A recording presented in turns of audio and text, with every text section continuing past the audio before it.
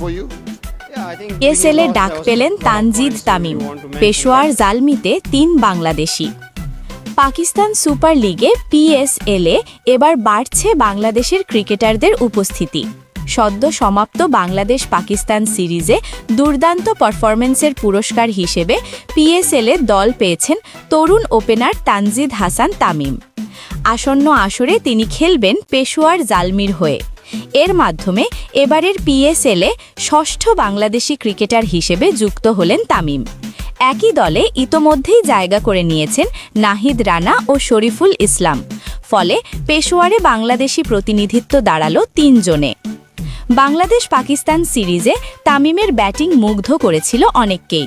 পাকিস্তানের সাবেক অধিনায়ক রমিজ রাজা মন্তব্য করেছিলেন, এই তরুণকে সহজেই পিএসএলের কোনো দলে ভেড়াতে পারে। শেষ পর্যন্ত সেটি বাস্তবে রূপ নিল।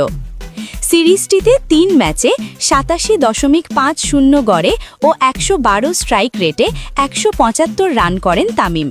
তার এই পারফরম্যান্সের স্বীকৃতি হিসেবে জিতেছেন সিরিজ সেরা পুরস্কার।